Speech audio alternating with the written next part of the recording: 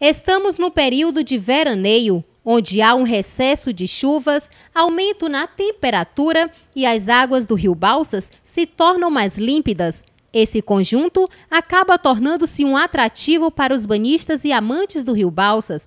Mas, antes de tudo, é necessário que haja cautela por parte dos banhistas. Isso, a gente chega num período onde as águas em geral, os rios, os balneários da nossa região, eles ficam muito atrativos. Por quê? Porque a temperatura, o calor sobe em toda a nossa região e, coincidentemente, as águas elas ficam mais límpidas, mais quentes. Então, aí todo esse panorama se torna muito atrativo para que as pessoas procurem essas regiões para o lazer. No entanto, alguns cuidados têm que ser tomados. Principalmente, aqui a gente tem, é muito comum as descidas de boia. Então, a boia ela causa uma falsa sensação de segurança, porque ali com uma abrasão, com algum pedaço de madeira ou então algumas pedras próprias ali do leito do rio, podem vir a furar as boias, o que por sinal é muito comum. Então, a gente deve optar sempre por coletes salva-vidas, por equipamentos que flutuam devidamente regulamentados pelo Inmetro. Então, essa é uma das atenções que nós devemos ter. Outra atenção que o banhista deve ter é não nadar em locais desconhecidos, né? Sempre optar por locais ali onde já tenham alguns números de banhistas, né? Evitar sempre fazer o banho sozinho.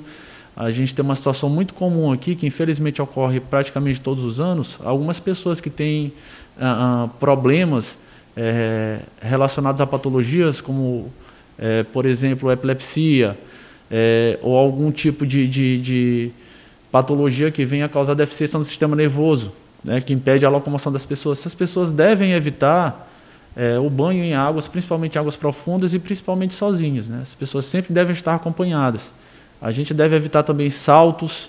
A gente vê alguns saltos ali que são realizados ali da ponte de madeira. É um problema que nós temos também na nossa região de rios. É um problema que, com a ajuda da Guarda Municipal, a gente tem conseguido ali dar uma solução. No entanto, ainda existem algumas pessoas que praticam esses saltos. Esses saltos eles são muito perigosos, porque a gente não conhece como está o leito do rio. O rio passa por uma enchente e depois ele vem e retorna à normalidade de suas águas. Então, durante as enchentes, alguns galhos, algumas pedras, elas podem ser carregadas ali para o leito do rio, naqueles locais comuns de salto. Então, o banhista acha que conhece o leito do rio, mas, na verdade, o leito do rio ele está em constante processo de transformação. A mistura de beira-rio com a ingestão de bebidas é um outro problema que vem a preocupar muito a segurança. Outra atenção que nós devemos ter, e principalmente, é a questão da ingestão de bebidas alcoólicas.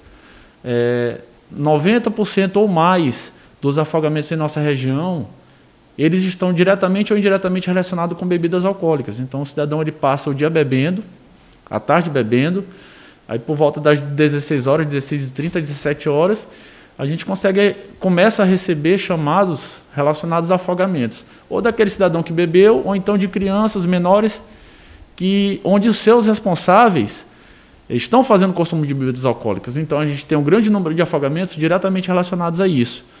As crianças elas sempre devem, ao efetuar o banho no rio, nos lagos, nos balneários, elas devem possuir o colete salva-vidas e deve estar à distância de um braço do adulto para que rapidamente, caso venha ocorrer alguma eventualidade, o adulto consiga segurá-la e evitar o afogamento. Então, de modo geral, esses são os cuidados. A gente pede atenção para todos os banhistas, né? Também aí alcançando os condutores de embarcações, lembrando que a Marinha sempre está presente no nosso período de veraneio, já foi solicitado, provavelmente deve vir já no mês que vem ou até o final desse mês, para que sejam efetuadas as fiscalizações aqui nas nossas regiões, onde os rios permitem o trânsito de embarcações. Então, fica aí os cuidados, né? A gente deve manter a distância ao conduzir embarcação de banhistas.